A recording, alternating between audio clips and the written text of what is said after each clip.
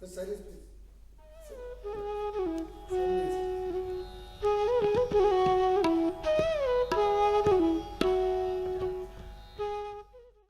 दूरदर्शन में आपका स्वागत है। मैं हूं राहुल देव सिंह शेखावत। आज उत्तर प्रदेश के पूर्व मुख्यमंत्री और पूर्व केंद्रीय मंत्री हेमवती नंदन बहुगुणा जी का जयंती है। उसके अलावा उनका जो जन्म शताब्दी समारोह उसका भी समापन है। इसी मौके पर आज हमारे साथ बातचीत करने के लिए मौजूद हैं उत्तराखंड के कृषि मंत्री सुबोध उनियाल जी और वरिष्ठ पत्रकार जयसिंह जी। उनसे बातचीत करेंगे हम कि उनका जो पूरा जीवन का वृत्तांत रहा है, जो उनका योगदान रहा राजनीति में और सामाजिक स्तर पर, इन तमाम मुद्दों पर हम उनसे बातचीत करेंगे। उनियाल जी, आपका स्वागत है। धन्यवाद राहुल जी। हेमवती नंदन जी का जो योगदान राजनीतिक तौर पे कहीं या सामाजिक तौर पे रहे, एक मुख्यमंत्री के तौर पे या केंद्रीय मंत्री के तौर पे, एक समग्र तौर पर आप किस रूप में उनके योगदान को आप मतलब दर्शकों के सामने लाना चाहेंगे? देखिए, मैं 18 वर्ष की उम्र में इलाहाबाद विश्वविद्यालय का छात्र था तो बहुगुणा जी के संपर्क में आया था और उनके ही श्री चरणों में रह के मैंने राजनीति की शुरुआत की। और एक विलक्षण व्यक्तित्व थे, अद्भुत प्रशासनिक क्षमता, संगठनात्मक क्षमता, याद आदमी को पहचानने की एक अद्भुत उनकी याददाश्त, जिसको एक बार देख लिया उसको न भूलना, और नौजवानों के प्रति कुछ ज़्यादा ही उनका स्नेह था, जिस कारण नौजवान उनसे बड़ी प्रेरणा पा करके काम करने का एक उत्साह उसके अंदर पैदा होता था। दूसरा, और आप ये देखिए, उत्तर प्रदेश में जब पहली बार वो मुख्यमंत्री बने, उत्तर प्रदेश में सुलग रहा था। पीएससी रिवोल्ट कर चुकी थी, जयसिंह जी को ध्यान होगा, बिल्कुल। पीएससी रिवोल्ट कर चुकी थी, विश्वविद्यालय के छात्र आंदोलित थे और कर्मचारियों के अंदर एक बड़ा आक्रोश था। और ऐसी स्थिति में मुख्यमंत्री बनने के 1 महीने के अंदर सुलगते उत्तर प्रदेश को किस तरह वो पटरी पे ला करके नॉर्मलाइज उन्होंने किया, न केवल नॉर्मल किया, परिस्थिति ये है कि उसके कुछ दिन के बाद जब जनरल इलेक्शन हुआ तो कांग्रेस स्वीप कर गई। तो एक और दूसरा मैं उनका एक आपको दूं, आप उनकी आप कई पिक्चर्स होंगी, पहाड़ का एक छोटी हाइट का आदमी, रंग सांवला, जात बहुगुना, और भारतीय स्वतंत्रता संग्राम के आंदोलन में भारत की राजधानी इलाहाबाद हुआ करती थी। उस इलाहाबाद जैसी जगह में जहां लाल बहादुर शास्त्री जी, जवाहरलाल नेहरू जी जैसे बड़े बड़े, मदन मोहन मालवीय जी, बहुत बड़े बड़े नेता देश को दिए, उनके बीच से निकल करके राष्ट्रीय राजनीति में अपने आप को स्थापित करना, ये निश्चित रूप से कुछ बिरले लोग ही कर सकते हैं। पहाड़ की कंदराओं से निकला हुआ व्यक्ति इलाहाबाद जाकर के एक वहाँ के सामाजिक परिप्रेक्ष्य में अलग से दिखने वाली जात बहुगुणा, ये पर्वतीय क्षेत्र की जात है, मैदानी क्षेत्र में बहुगुणा जात होती नहीं है। बिल्कुल। और उस स्थिति में अपने को स्थापित करना, स्वतंत्रता संग्राम के आंदोलन में 5,000 रुपये का अंग्रेजों ने उनके ऊपर पुरस्कार रखा, जिंदा या मुर्दा गिरफ्तार करने पे। विश्वविद्यालय की छात्र राजनीति से लेकर जिस तरह से वो फिर लगातार उत्तर प्रदेश में कई बार मंत्री बने, फिर केंद्र सरकार में मंत्री बने, केंद्र सरकार में मंत्री के साथ साथ उत्तर प्रदेश के मुख्यमंत्री बने, फिर केंद्र में कई अहम पदों में रहे, वित्त मंत्री जैसा पद भी उन्होंने सुशोभित किया। और जब पेट्रोलियम मिनिस्टर थे तो बहुगुणा जी करीबन 19 महीने पेट्रोलियम मंत्री रहे हैं और 19 महीने में 1 पैसा भी दाम पेट्रोल का नहीं बढ़ा था। मुझे याद है एक दिन बहुगुणा जी मुझसे कहे कि सुबोध मैं जी तो अपना गलती से लगा गया, मुझसे बोले, सुबोध मुझे लग रहा था कि इंदिरा जी मुझे हटा रही हैं और मैं चाहता था कि पंतनगर विश्वविद्यालय की एक ब्रांच पर्वतीय क्षेत्र में भी, हमारे गढ़वाल में भी खुले, और समय मेरे पास बहुत कम था। तो मुझसे पूछे, बताओ मैंने कैसे करा होगा, क्योंकि ये जब मेरी सोच आई तो उसके 10 दिन बाद मैं उत्तर प्रदेश के मुख्यमंत्री पद से हट गया था, लेकिन पंतनगर के रानी चौरी कैंपस के उद्घाटन करने के बाद। बिल्कुल, आपने कहीं ना कहीं निर्णय क्षमता उनकी जो अद्भुत, आपने उसकी बात की है। मैं आपकी बात को आगे बढ़ाऊंगा, मैं जयसिंह जी के बीच में ले आता हूँ। जयसिंह रावत जी, बतौर पत्रकार आपने उनको कवर किया है, बहुगुणा जी को। समग्र तौर पे जो बहुगुणा जी का एक जो व्यक्तित्व था, राजनीतिक व्यक्तित्व था, आप उसको किस रूप में परिभाषित करना चाहेंगे? बहुगुणा जी का बहुआयामी व्यक्तित्व था। आप ये समझिए कि स्वाधीनता आंदोलन में भी वो एक क्रांतिकारी थे। 1942 का जो भारत छोड़ो आंदोलन हुआ, उस समय वो पकड़े नहीं गए थे, जैसे सुबोध भाई कह रहे हैं, तो भूमिगत हो गए, तो उनको दिल्ली उससे साल भर बाद 1943 में पकड़ा गया, तब जेल गए तो 43 में, फिर 45 में वो छूटे। तो तभी से वो राष्ट्रीय नेताओं के उसमें आ गए थे। और 1952 में समझ ले पहला चुनाव, जो तब से वो चुनाव लड़ते रहे। 52 में लड़े तो 57 में उनको पार्लियामेंट्री सेक्रेटरी बना दिया था संपूर्णानंद जी ने, जो मुख्यमंत्री थे 58 में उत्तर प्रदेश में। और 62 में उनको बना दिया था उप मंत्री, और 69 में जाके उनको कैबिनेट मिनिस्टर बनाया फाइनेंस का। आप समझ सकते हैं वो रहे। अब उसके बाद तो उनकी लंबी यात्रा रही है। तो उस समय हमने एज ए जर्नलिस्ट हमने 80 के दौर में उनको कवर किया, लेकिन उससे पहले ऐसा लगता था कि बहुगुणा कहाँ के हैं, अरे साहब ये गढ़वाल के हैं, पहाड़ के हैं। तो हम बच्चे भी थे, हमको भी थोड़ा गौरव फील होता था कि देखिए अरे हमारे यहाँ के वो दिल्ली में इतना बड़ा नेता है। भले वो एक्टिव तो 80 का जब गढ़वाल चुनाव हुआ उसके बाद तो हुए, जब उन्होंने कहा भाई हमारी कर्मभूमि है, मेरी जन्मभूमि भी है, मैं यहाँ के लिए कुछ करना, वो तो बात अलग है। लेकिन उससे पहले भी हम लोगों को गर्व महसूस होता था कि क्या पहाड़ का नेता इतना बड़ा होता है। और क्योंकि पहाड़ के नेता तो गोविंद बल्लभ पंत भी थे, आपका केसी पंत थे, तिवारी जी थे, और लोग थे, वो सभी लोग थे, लेकिन अच्छा लगता था सुन के। तो ये बात उनके बारे में, जो तत्कालीन जो समकालीन जो राजनीति थी उसमें कहते थे साहब ये राजनीति के चाणक्य हैं, है ना। हमने तो राजेश्वर राव को भी सुना है कि उनके बारे में कहते थे, बाकी कई लोगों के भाई कि भविष्य इनके ये है, भविष्य इनका। लेकिन आज सुबह मेरी बात हुई किसी सीनियर IAS से, तो वो कह रहे थे कि जब वो मुख्यमंत्री थे तो होम डिपार्टमेंट भी उन्हीं के पास था, अच्छा, उत्तर प्रदेश के। तो हम जब शाम को उनके पास फाइल जब भेजते थे तो सुबह जब हम आते अपने दफ्तर पहुंचते थे, वो फाइल हमारे ऑफिस मेरे टेबल पे पड़ी हुई होती थी। और उस पर केवल बहुगुणा जी के दस्तखत नहीं होते थे, उसमें बाकायदा नोटिंग होती थी। वो फाइल में एक एक अक्षर को पढ़ते थे। अच्छा काम होता था तो कभी कभी शाबाशी भी देते थे, वेल डन भी लिख देते थे। और समझ में नहीं आया तो बोल देते तुमने ये क्या कर दिया, ये कैसे होगा, हाउ दिस इज पॉसिबल। तो मतलब उनको राजनीति के जो थे, प्रशासन का भी इतना अनुभव था बहुगुणा जी को, बिल्कुल। और देखिए वो कहते थे कि पहाड़ की छोटी, सुबोध भाई जानते हैं कि बहुत छोटी छोटी, तब बोलते थे जब कि छोटी छोटी इकाइयाँ। हाँ, इस मुद्दे पे जैसे जी मैं आऊँगा भी। एक थोड़ा राजनीतिक कार्यकर्ता सूर्यकांत धस्माना, जिन्होंने जो वो भी उनके संपर्क में रहे हैं, अपने कुछ जो संस्मरण उनके साथ बहुगुणा जी के साथ हैं वो हमारे साथ शेयर किए हैं, तो एक बार उनको सुन लेते हैं।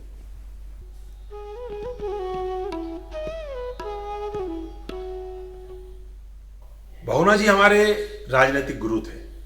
मैं 80 के दशक में, शुरू में 1981 में जब वो चुनाव लड़े कांग्रेस से इस्तीफा देकर के बाय इलेक्शन, उस समय उनके संपर्क में आया। और अंतिम समय तक जब उन्होंने आखिरी सांस ली, हम बहुगुणा जी के साथ रहे। बहुगुणा जी के ही संस्कार, बहुगुणा जी का ही पूरा राजनीतिक दर्शन हमने जीवन में अपनाया। धर्मनिरपेक्षता का मामला हो, गरीबों के प्रति, वंचितों के प्रति, शोषितों के प्रति जो आज हमारा दर्द है, जो हमारी पीड़ा हमारे दिल में है, वो सब बहुगुणा जी की देन है। इस देश की राष्ट्रीय एकता का मूल सिद्धांत धर्मनिरपेक्षता है, आपसी सौहार्द है। ये हमें सीख बहुगुणा जी ने ही दी है। और आज हम कोशिश करते हैं कि उनके न रहने पर, उनको गए हुए 17 मार्च 1989 को उनका देहावसान हो गया था, लेकिन हमने बहुगुणा जी को हमेशा अपने बीच में पाया, हमेशा उनके दर्शन को अपना मार्गदर्शक समझा और हमेशा उस पर चलने का प्रयास किया। हम आज उनकी 101वीं जयंती पर उनको भावभीनी श्रद्धांजलि अर्पित करते हैं और अपने तमाम साथियों से, सहयोगियों से, बहुगुणावादियों से और इस देश की जो एकता और अखंडता के लिए प्रतिबद्ध लोग हैं, उनसे हम आग्रह करते हैं कि बहुगुणा जी के दर्शन पर, बहुगुणा जी के बताए हुए रास्ते पर हम लोग सब चलते रहें। मैं उनको कोटि कोटि प्रणाम करता हूं और उनको श्रद्धांजलि अर्पित करता हूं।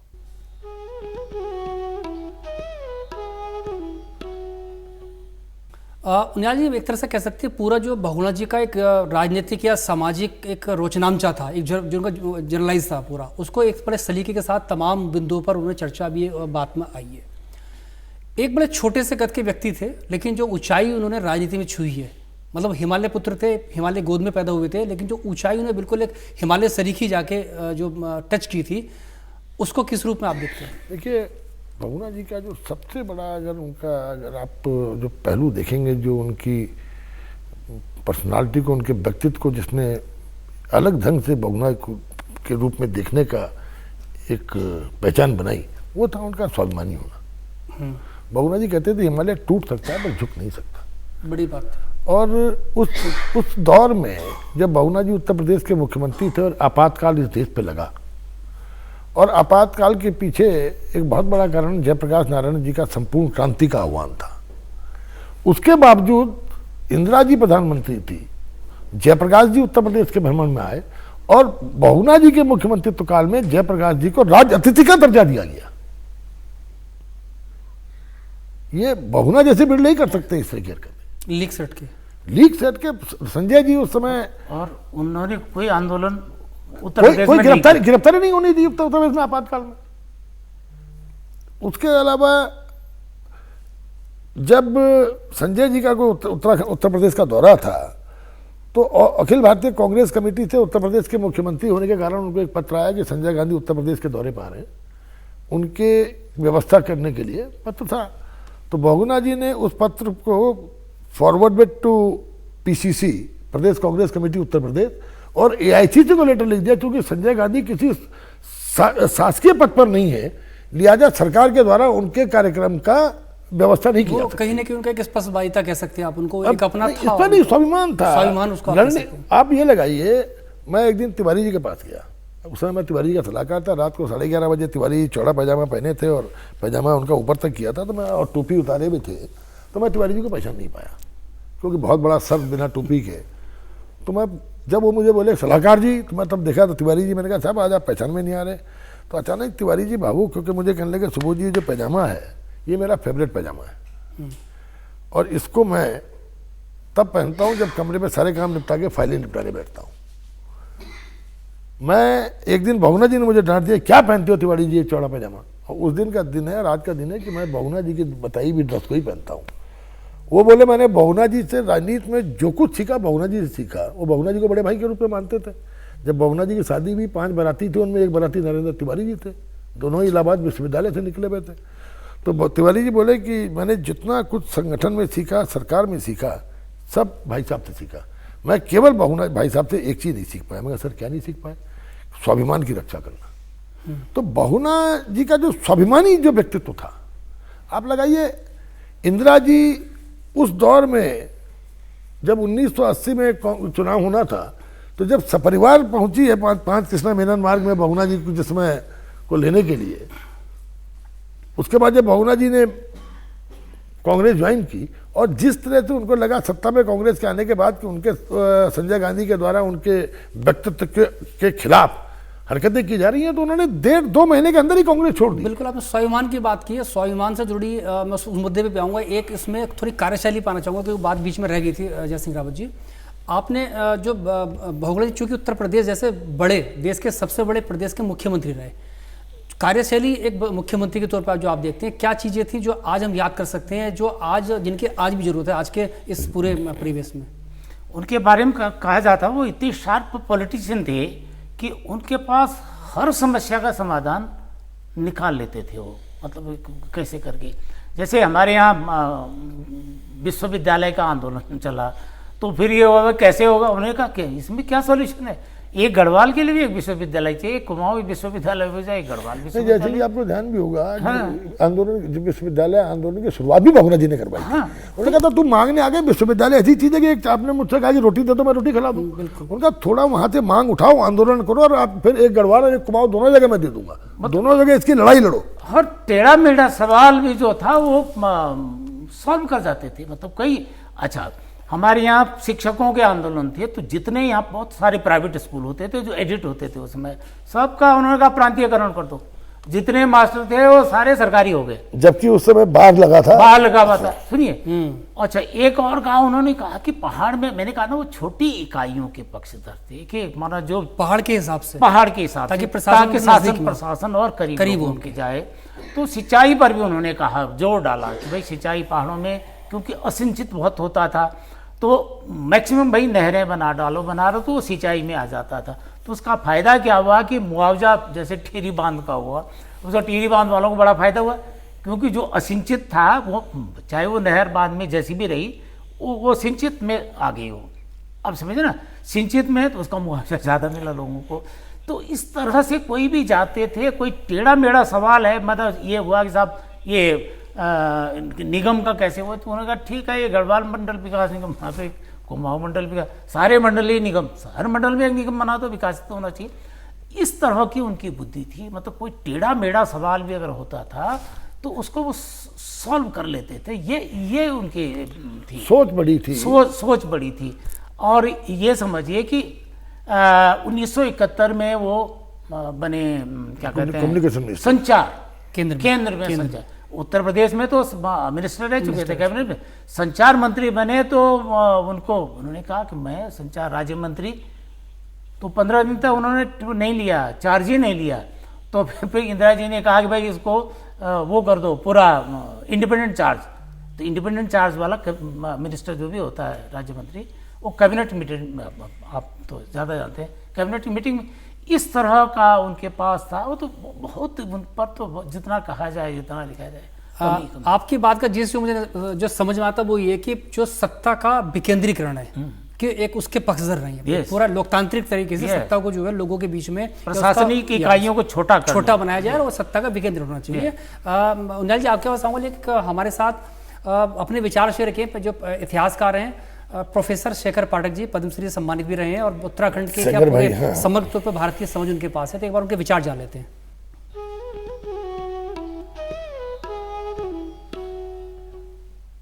आज हेमवती नंदन बहुगुणा का जन्मदिन है और हम सब उनको प्रणाम करते हैं। उनको एक संग्रामी के रूप में, स्वतंत्रता सेनानी के रूप में, इलाहाबाद विश्वविद्यालय के एक छात्र नेता के रूप में, उसके बाद कांग्रेस के एक बहुत ही कर्मठ कार्यकर्ता, नेता और पदाधिकारी के रूप में, बाद में अखिल भारतीय महासचिव के रूप में, उत्तर प्रदेश के मुख्यमंत्री के रूप में सन 73 से 75 के बीच में, केंद्रीय मंत्री के रूप में सब लोग जानते हैं। हम उनको आज विशेष रूप से इसलिए याद करना चाहते हैं कि उत्तराखंड के संदर्भ में उनका कितना बड़ा योगदान रहा। पहली बात, चिपको आंदोलन के मर्म को समझने वाले वो पहले राजनेता थे। उसके बाद ही मिसेस गांधी ने चिपको आंदोलन के मर्म को समझा और अन्य नेताओं ने समझा। उन्होंने न सिर्फ चिपको के प्रति संवेदनशीलता से देखा, बल्कि रैणी कमेटी उन्होंने बनाई डॉक्टर बीरेन्द्र कुमार जी की अध्यक्षता में, और जिसके द्वारा दिए गए सुझावों और प्रस्तावों के बाद 1000 स्क्वायर किलोमीटर क्षेत्र में जंगलों के कटान पर रोक लगा दी गई। वो बहुत बड़ा निर्णय था।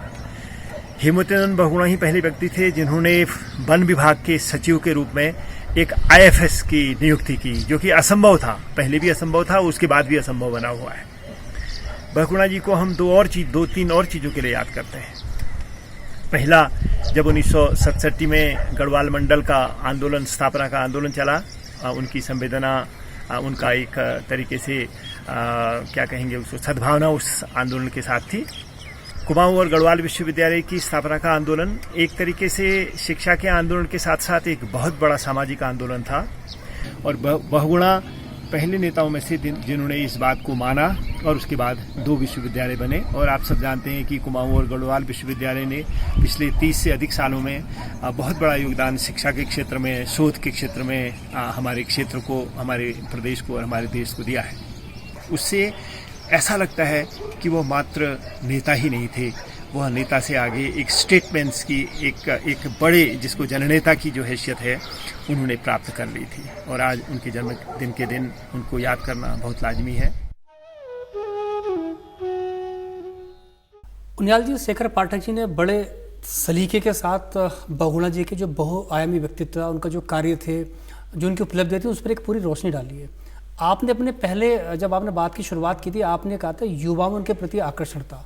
उसके बाद आपने दूसरी बात कही थी, जो आंदोलन की आपने बात की थी, जो यूनिवर्सिटी का आंदोलन चला था, तो उन्होंने एक इंडायरेक्टली जो काम करने का तरीका होता था, उन्होंने मांग कि आप थोड़ा आंदोलन को, ताकि मैं आपको दे दूंगा। तो इस तरह से वो शायद यही वजह, जो युवा वर्ग उनसे जुड़ा करता था, जो आकर्षण का कारण यही हो सकता है। तो ये कह सकते हैं कि उत्तराखंड यानी तत्कालीन उत्तर प्रदेश का जो पहाड़ी हिस्सा था उसमें उच्च शिक्षा की बुनियाद स्थानीय स्तर पर डालने वाले देखिए, अगर आप उस दौर में जाएंगे जब बहुगुणा मुख्यमंत्री बने, जो आज हम उत्तराखंड राज्य में, मैं मंत्री के रूप में हूँ, या यहाँ पर दूरदर्शन का ये रीजनल ऑफिस भी खुला है राजधानी के कारण, या कई लोग विधायक बन गए, मंत्री बन गए, इस सब के पीछे अगर इसकी बुनियाद में आप जाओगे तो भारतीय संविधान में एक विचित्र काम बहुगुणा जी ने किया। अच्छा, चाहे वो उच्च शिक्षा का मामला हो, शिक्षा का मामला हो, सड़कों का मामला हो, बिजली का मामला हो, पानी का मामला हो। उत्तर प्रदेश की जनसंख्या का हम 33वां हिस्सा होते थे, और उत्तर प्रदेश में जो योजनाएं स्वीकृत होती थी, वित्तीय प्रबंधन जनसंख्या आधारित था, उसमें बहुत छोटा हिस्सा होने के कारण हम लोग हमेशा विकास से अछूते रहे। तो एक विचित्र व्यवस्था बहुगुणा जी ने की कि भारतीय संविधान में उत्तर प्रदेश पहला राज्य था जहां पर एक राज्य में 2 बजट की स्थापना शुरू हुई। उत्तर प्रदेश की विधानसभा में एक तरफ उत्तराखंड का बजट आता था और दूसरी तरफ रेस्ट ऑफ यूपी का। तो ये पहला राज्य था, ये विचित्र व्यवस्था इस देश में पहली बार किसी राज्य में शुरू हुई कि एक विधानसभा के अंदर 2-2 बजट पास हुए। और जब उत्तराखंड का पर्वतीय विकास का उन्होंने अलग बजट मंत्रालय बना करके अलग बजटीय व्यवस्था की गई, उसके बाद यहाँ पर विकास की शुरुआत हुई। गढ़वाल कमिश्नरी की स्थापना हो उसे लेकर के गढ़वाल विश्वविद्यालय, कुमाऊं विश्वविद्यालय, हर जनपद को एक पॉलिटेक्निक।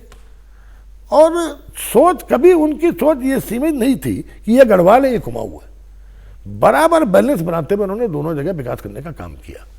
और जो उनकी सोच थी, बहुगुणा जी का एक बात कहा करते थे कि मैं पूंजी और सियासत चंद हाथों में कैद नहीं रहने दूंगा। बहुत बड़ी बात। आज ऐसे बहुत कम वैचारिक राजनीति दिखाई देते हैं जो पूंजी और सियासत का विकेंद्रीकरण करना चाहे। आचार्य नरेंद्र देव जी के बाद आज तो अगर कोई आदमी दल छोड़ता है तो अगर उसकी संस्था खत्म हो गई, दल बदल कानून के बाद भी, तो वो कोर्ट जाता है कि मुझे गलत हटाया गया। लेकिन हेमवती नंदन बहुगुणा जी ने आचार्य नरेंद्र देव के बाद पहला भारतीय राजनीति का पहला व्यक्तित्व था जिन्होंने जब कांग्रेस से इस्तीफा दिया तो साथ साथ लोकसभा की सदस्यता से इस्तीफा दे दिया। ये अपने आप में एक बहुत बड़ा निर्णय था। और उनका घर घर स्वराज पहुंचाने की उनकी एक मंशा, अपने जीवन के अंतिम दिनों की मैं याद है 26 फरवरी को हम लोग बहुगुणा जी से मिलने गए तो मालूम हुआ बहुगुणा जी भी सोए हुए हैं। सुबह 2 बजे ही वो समस्तीपुर से लौटे, 24 फरवरी को समस्तीपुर से लौटे। तो समस्तीपुर में उन बहुगुणा जी ने जमींदारों की खेती में अपने पूरे साथियों के साथ, कार्यकर्ताओं के साथ जमीन पर हल चलाकर उस जमीन पे कब्जा करके दलितों को सौंपने का एक काम किया था। दुर्भाग्य से 26 को उनकी तबीयत ज्यादा खराब हुई। 26 तारीख को वो अमेरिका के लिए ह्यूस्टन भेजे गए और 17 मार्च को उनका निधन हो गया।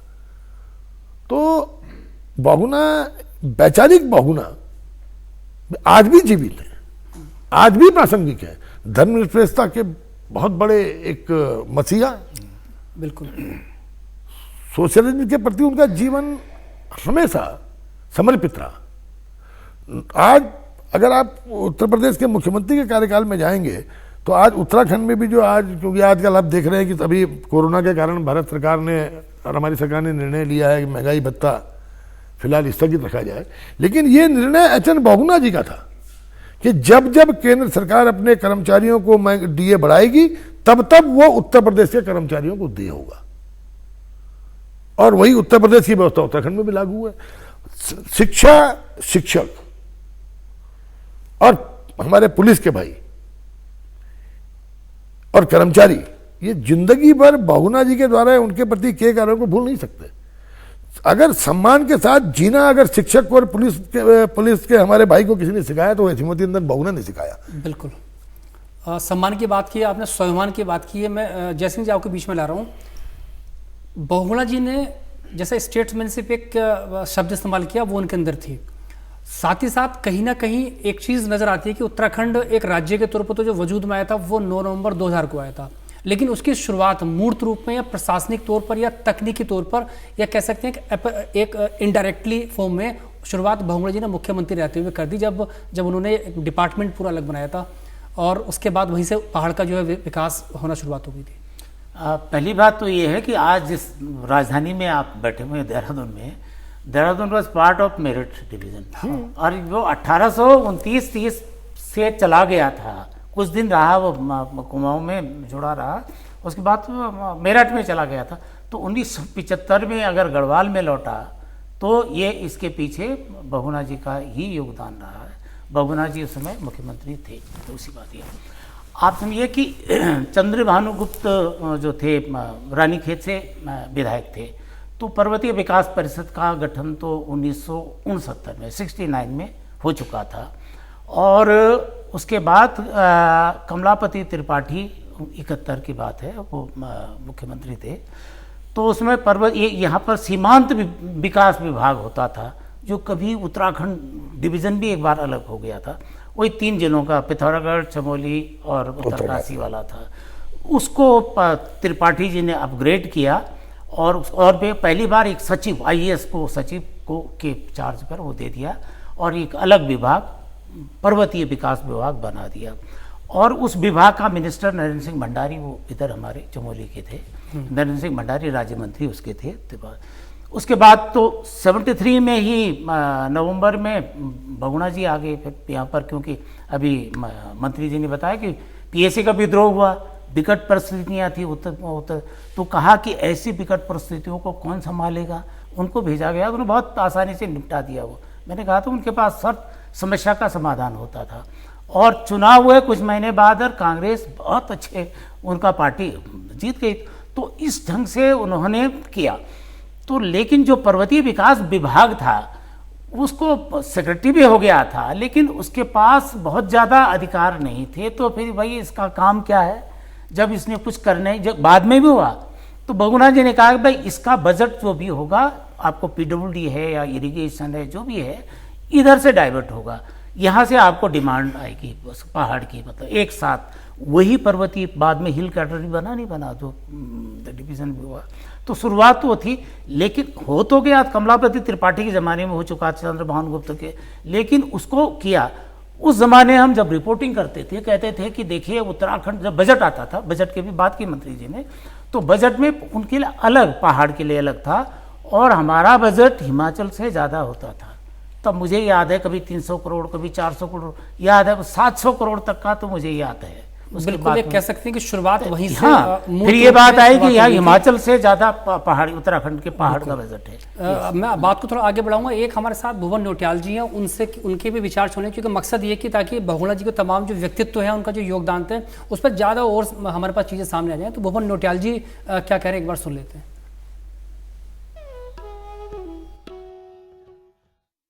हिमालय का चंदन, भारत का नंदन, हेमवती नंदन बहुगुणा जी के 101वें जन्मदिन पर हार्दिक वंदन और नमन। हिमालय के भरत पुत्र स्वर्गीय बहुगुणा जी, अपने उद्घोष हिमालय टूट सकता है लेकिन झुक नहीं सकता पर आजीवन अकेले चलते रहे, कारवां उनके पीछे चलता रहा। समाजवादी, वामपंथी और धर्मनिरपेक्षता की त्रिवेणी के साथ देश के गरीबों के मसीहा के रूप में बहुगुणा जी को देश और दुनिया में जाना जाता रहेगा। स्वतंत्रता संग्राम सेनानी, कुशल प्रशासक और राजनेता के रूप में सिद्धांतों के लिए उन्होंने कभी समझौता नहीं किया। बड़ी से बड़ी ताकतों के साथ मुकाबला करने और टकराने में कभी पीछे नहीं रहे। इन ताकतों को स्वयं झुकाने में बहुगुणा जी का राजनीतिक कौशल हमेशा याद किया जाता रहेगा। उत्तराखंड के परिप्रेक्ष्य में बहुगुणा जी के योगदान पर विचार किया जाए तो मेरा मानना है कि उत्तर प्रदेश के मुख्यमंत्री रहते हुए उन्होंने ही उत्तर प्रदेश के पर्वतीय क्षेत्र के लिए पर्वतीय विकास विभाग, पर्वतीय कैडर, एक साथ गढ़वाल और कुमाऊं विश्वविद्यालयों की स्थापना ही नहीं की, बल्कि दुनिया के किसी राज्य के बजट में एक नई मिसाल कायम की।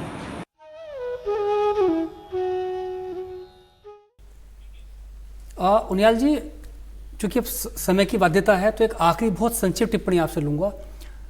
बहुगुणा जी का होना और आज बहुगुणा जी का ना होना किस रूप में खलता है? देखिए, मैंने आपसे कहा कि व्यक्ति जो पैदा हुआ उसको जाना है। ये जरूर है कि बहुगुणा जी बहुत कम उम्र में चले गए, 69 वर्ष की उम्र में ही उनका निधन हो गया, लेकिन व्यक्ति का जाना उतना मायने नहीं रखता जितना व्यक्ति के वैचारिक रूप से जीवित रहने का होता है। तो बहुगुणा वैचारिक रूप से आज भी जीवित है। आवश्यकता यह है कि उनके विचारों को हम अपनाएं, क्योंकि देखिए उनके अंदर क्या, उनकी विलक्षणता का एक प्रमाण दूंगा। 1981 का ऐतिहासिक चुनाव, बहुगुणा जी की बात हो और 81 के चुनाव की बात न हो तो मैं समझता हूँ मामला अधूरा रह जाए। चुनाव जीते थे, बड़े विषम परिस्थितियों में नहीं, जीते। विषम नहीं, हिंदुस्तान ये लगा लीजिए भारतीय लोकतंत्र का शायद अकेला चुनाव हो जिसमें सिटिंग प्राइम मिनिस्टर ने बाई इलेक्शन में 37 जनसभाओं को संबोधित किया। अपने आप में ऐतिहासिक। और 5 विधानसभाएं हुआ करती थी, हर विधानसभा का इंचार्ज एक मुख्यमंत्री था।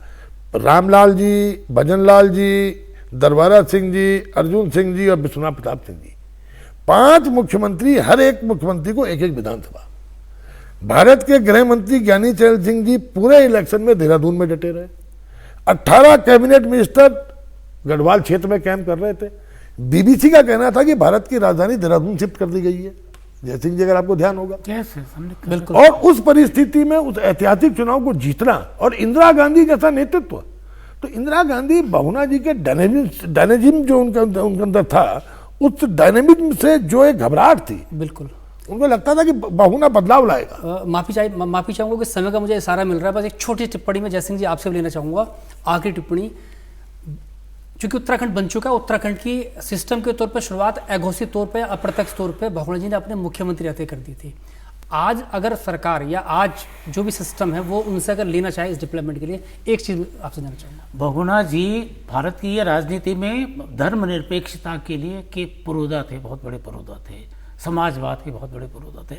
लेकिन एक और चीज़ हम उस समय रिपोर्टिंग करते थे, इंटरव्यू उनके करते थे, वो कहते सुराज और स्वराज की बात वो करते थे। मैंने आपसे पहले भी कहा कि वो प्रशासनिक इकाइयों को छोटा करने के पक्षधर थे। वो कहते हैं जो आपके ब्लॉक हैं या तहसील हैं उनको जिले बनने चाहिए, जो आपकी न्याय पंचायत हैं उनको आप ब्लॉक बनाओ, ताकि और एडमिनिस्ट्रेशन, ताकि शासन प्रशासन आए, और जो पंचायती राज सिस्टम आपका है, जो लोग सुराज, तभी तो होगा उन लोगों का इन्वॉल्वमेंट, पार्टिसिपेशन लोगों का होगा, लोकतंत्र की सत्ता का विकेंद्रीकरण होगा और नियोजन प्रक्रिया का भी विकेंद्रीकरण होगा। बिल्कुल आपकी बात को वाइंड अप शुरू में कर सकता हूँ। जो गांधी का स्वराज था बेसिकली वो जमीन पे इम्प्लीमेंट करने के, जो कह सकते हैं कि वो बहुगुणा जी अपने काम के दौरान किया करते हैं, और दूसरा जो पहाड़ की आपने बात की वो उन्होंने किया है। जयसिंह रावत जी आपका बहुत बहुत धन्यवाद। सुबोध नियाल जी बहुत बहुत धन्यवाद, आप दूरदर्शन में आए। तो आप देख सकते हैं पूरा जो वृत्तांत था हेमवती नंदन बहुगुणा जी का वो आपने जाना, लेकिन एक चीज़ निकल के साफ आती है, बहुत छोटे कद के थे, लेकिन जो उनका राजनीतिक कद था, जो वैचारिक कद था उनका, वो चूंकि हिमालय की गोद में पैदा हुए थे, वो कहीं हिमालय सरी का था, जो आज भी कहीं ना कहीं परिलक्षित होता। उनके जो काम थे, चाहे वो उत्तर प्रदेश के मुख्यमंत्री रहते हुए हों, चाहे वो केंद्रीय मंत्री रहते हुए हों, उन्होंने एक अमिट छाप छोड़ी है। और सबसे बड़ी बात ये थी, जो भारतीय समाज है, जिस तरह का भारतीय समाज है, उनके सोच के तौर पे वो अपने उसका एक कह सकते हैं ना, उसका प्रतिरूप थे या उसका प्रतिनिधित्व किया करते थे। उम्मीद करनी चाहिए कि हमारे जो आज के पीढ़ी है, जो हमारे आज के नेतृत्व, वो उनसे सीख लेगा, उनके विचारों को आगे बढ़ाएगा। अगली बार फिर किसी मुद्दे पर, किसी शख्सियत पर आपसे बातचीत करेंगे। नमस्कार।